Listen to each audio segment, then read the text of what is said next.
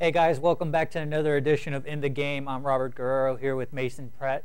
Today we'll have a double dose of Cougar Corner for you. We'll send it out to Priscilla in the fan zone section, and we'll also go over some highlights. In the news, women's basketball still undefeated in conference after using a second-half flurry to erase a 14-point halftime deficit against the Owls as they beat Rice 74-70 to move to 15-0 in conference. 23rd ranked softball team behind amazing pitching and a no-hitter from Amanda Crabtree beat the Baylor Bears 1-0 in the QIT Invitational in Waco, Texas. And after starting 4-0, the baseball team dropped 2 of 3 this past weekend against Ole Miss as they fall to 5-2 on the year. And the men's basketball team has lost 4 in a row and lost 9 of their last 10 games. And men's track and field has won their 5th straight conference championship. Let's go out to some highlights.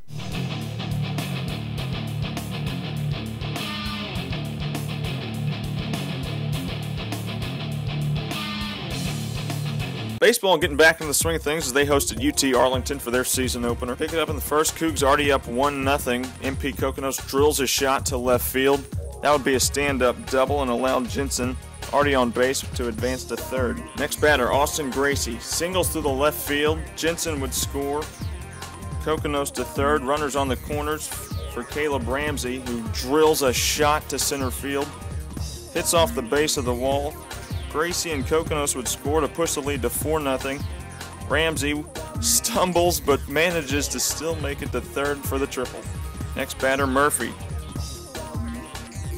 He would also double into center field. Gracie and Ramsey each with 3 hits and 3 RBIs on the mound. Cody Morehouse pitched a career-high 7 innings, allowed just 4 hits, 1 run, and fanned 6 as the Cougs get their first opening day victory since 2008 as they cruise past the Mavericks 15-5. Cougs taking on the Ole Miss Rebels in the second game of their 3-game series. Pick it up in the 6th inning. Cougs down 2-1, but the bases are loaded for Travis Triol. He'd be hit by the pitch. Everybody gets to move around. One base runner would score. That would tie the game at 2. John Cannon, next batter. Another walk. 2-run score without even having to swing the bat. Gives the UH the lead 3-2. Ansley looking to keep the rally going. Hits into what looks to be an ending in a double play, but the hard base running by John Cannon causes the throwing error, allowing Ansley and Triol to score. Appling would advance to second. Then in the 9th, Dakota Dill on to close things out, and he did just that. Allowed the opening batter a hit, but fanned the next 3 as he closes things out for the Cougs. 6th inning and on for Ole Miss. Just 3 hits, 0 runs allowed as Creel gets his second win of the year as baseball wins it over Ole Miss 8-2. Now that you're caught up on all your UH teams, let's take a quick break, and when we come back, Robert and I will go a little more in-depth about what's going on around the UH campus.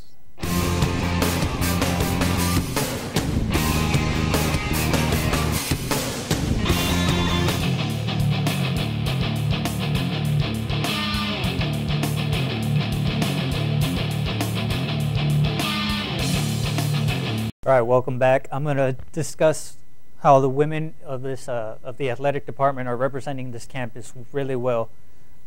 The basketball team, of course, is still undefeated in conference play, ranked number 25th in the country.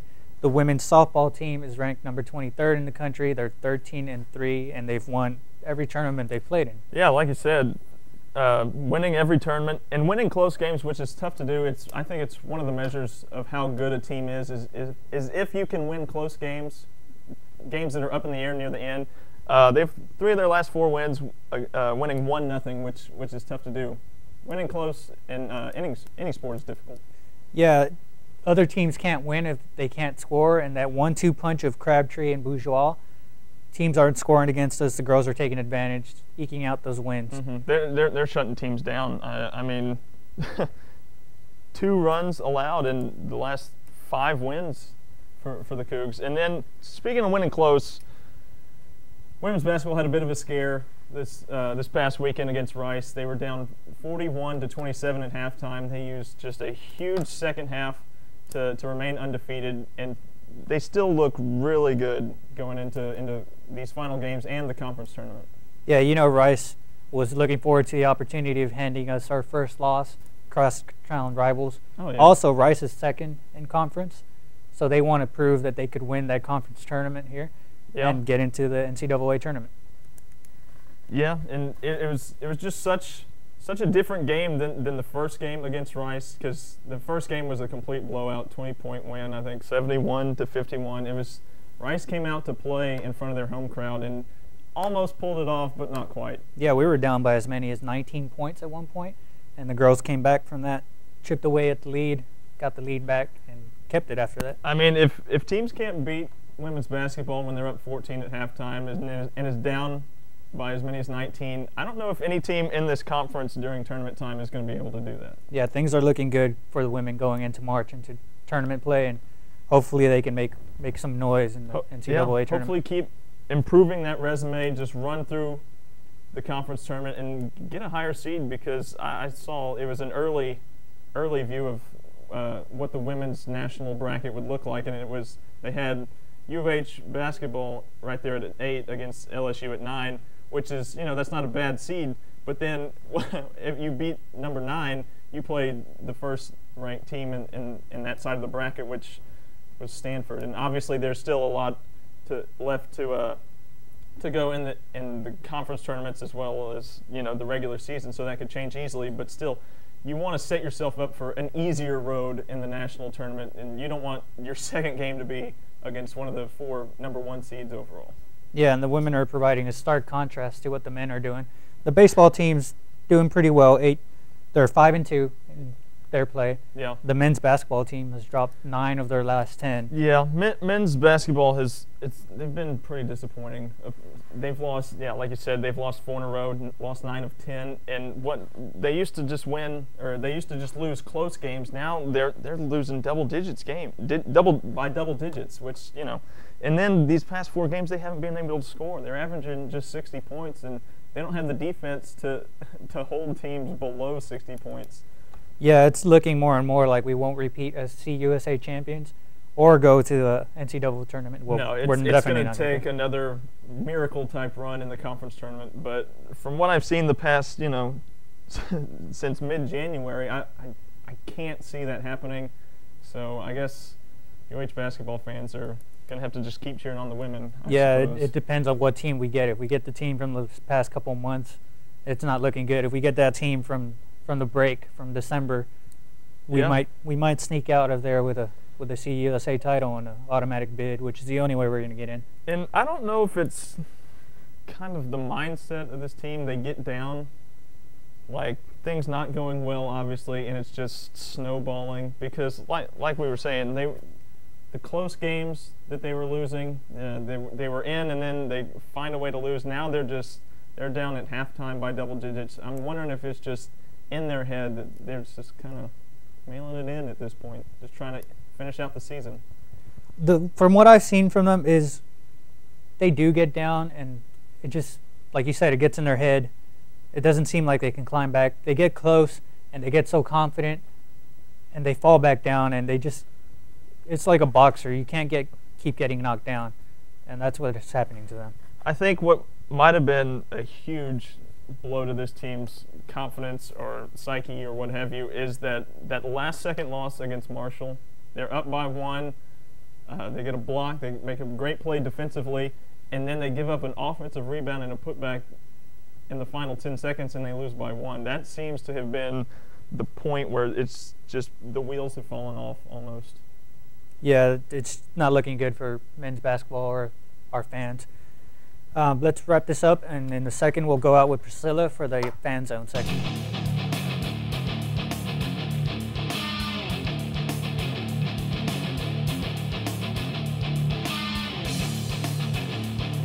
Hey fans, we're here at the baseball field cheering on our U of H Cougars, so let's get your take on all things sports.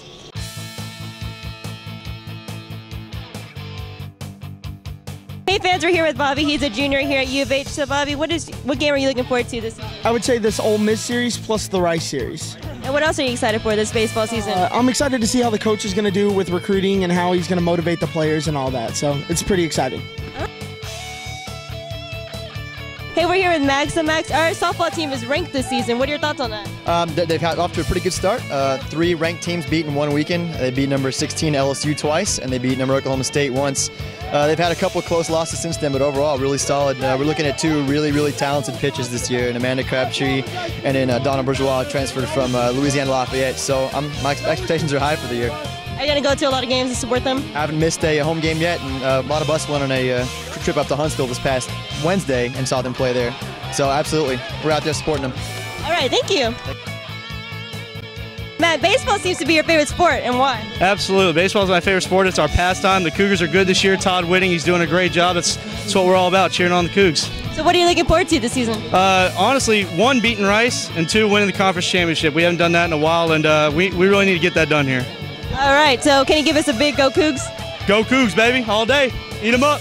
All right. All right, we're here with Ashley. So Ashley, our women's basketball team is undefeated in winning conference. So what are your thoughts on that? Man, I know they put so much hard work into it. I'm very, very proud of them. You know, they holding it down for the women's, you know. Even we always got their back, no matter what. So I'm very. Have you been to a lot of games this season? Yes. My favorite one, I would have to say, was I think my favorite one would have to be the pickout game because of the breast cancer thing. So I would support stuff like that. But I mean, I'm just so proud of them. All right, thank you.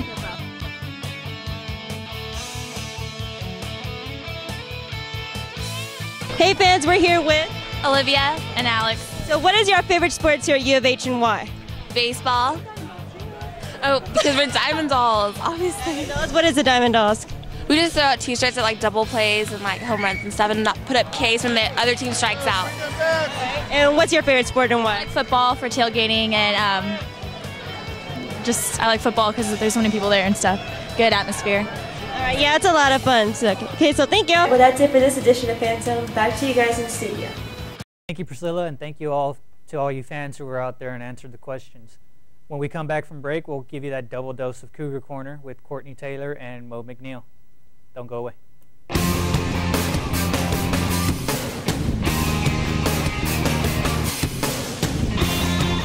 All right, welcome back. And to start this double shot of Cougar Corner, let's first send it out to Priscilla Riojas, who caught up with Courtney Taylor.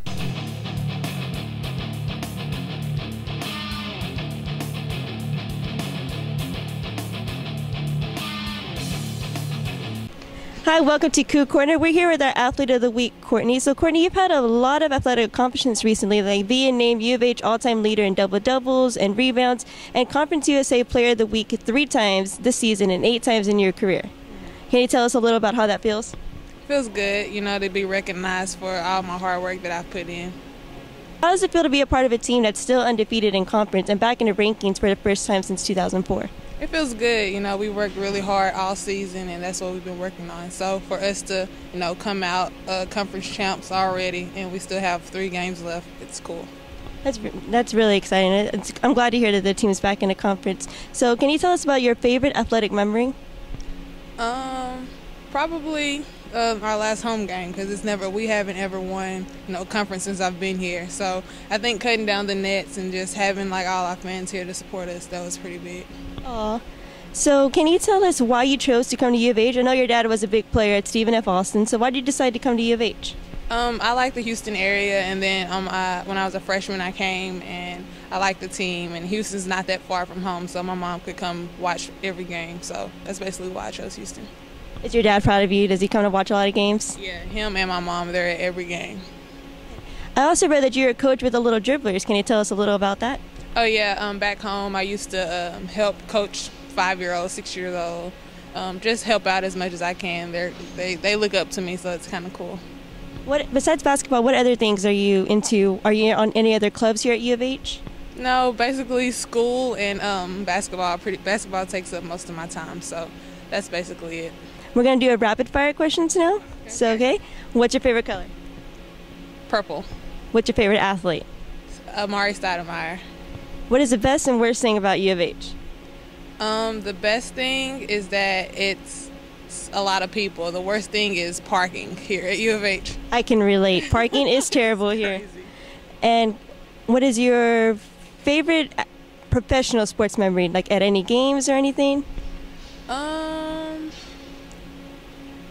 Maybe when I was in the Boys and Girls Club at like 5th grade, we went to watch the Houston Comets, and you know that's when Cynthia Cooper was on there, and after the game she came and spoke to us, so I think that was pretty cool. Wow, you got to meet Cynthia Cooper. That's exciting. And do you have any superstitions before games, or basketball players superstitious at all? No, I just listen to the same music before every game, and I basically get dressed the same, and that's basically it. And last question, why do you wear number 24? I originally wanted number 13, but Chandy retired it, and then I just thought as soon as I chose it, Kobe switched his number, so I was like, that's a good number. Following Kobe, that's good. So, well, good luck with the rest of the season, and thank you for being here today. Thank you. All right, great job, Priscilla. Now let's send it out to Robert, who interviewed Mo McNeil. All right, guys, I'm here with senior forward Mo McNeil. Mo, quick question. Why did you choose U of H? I chose University of Houston because it's strong in tradition, and I was at San Jacinto College, which is a junior college, so I was familiar with the Houston area, so I chose to come here to do that. You're from New York, but what made you come down here in the first place? I played prep school ball. I came from New York, and I played prep school ball at University of Park Academy, which is in Houston, so this opportunity made me come out here. It just made sense. It just makes sense. Yeah. All right, you lead the team in field goal percentage, points, blocks.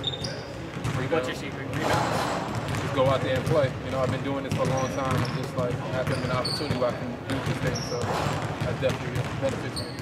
Of all your basketball achievements, what stands out in your eyes? Winning the conference tournament last year definitely stands out. We got to go to the NCAA tournament, and that's what we play for. Playing in a junior college, I saw you at San Jack a couple of times. How do you think that helped you or maybe hindered you? Well, it definitely made my body get a little stronger. You know, I wasn't ready. Right after high school, I was skinny and wasn't ready. I wasn't mature enough. So it definitely brought that maturity level up, and I was ready to come to the university. Right. You're a sociology major. What made you choose that? Well, because that's the closest to graduation from San Jack. So it really wasn't nothing I just picked. It was closest to my graduation. All right. What do you plan to do after U of H? I definitely want to continue to play basketball, get some money, and fall back and get my degree and fall back and find something to do after everything's done. All right, Mo, now some random questions. What song gets you pumped up before a game?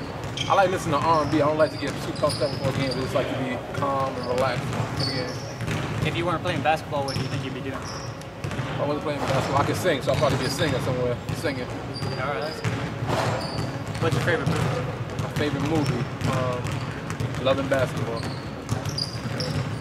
I saw an interview with Samal where he said he was kind of embarrassed by how people acted when it got cold because he's from New York. What was your reaction to the whole shutdown there? Oh, I mean, it was normal. It was like I was just back at home. So, I mean, a lot of people was freezing, like acting like they wasn't going to live, but it was normal to me. All right, Mo. Well, I want to thank you for the interview. All right. Good luck with the rest of the season. Well, there you have it, guys. If Mo weren't sitting in the paint blocking shots and getting points, he'd be singing. How about Courtney Taylor? 24 because of Kobe Bryant. Kind of channels that inner Kobe sometimes. Yeah, it's kind of weird because it's not the same position, but whatever works. Yeah, well, she kind of dominates sometimes. You know, so many double-doubles. So we'll take that.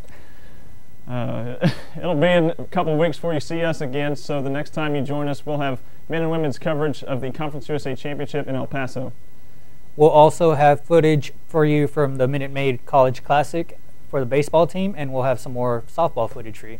And we'll start to get into football mode as football starts their spring training. Also, don't forget to follow us on Twitter and Facebook for trivia questions where you can win great prizes. Also, the shooting schedule so you can go out and meet Priscilla and have your voice heard.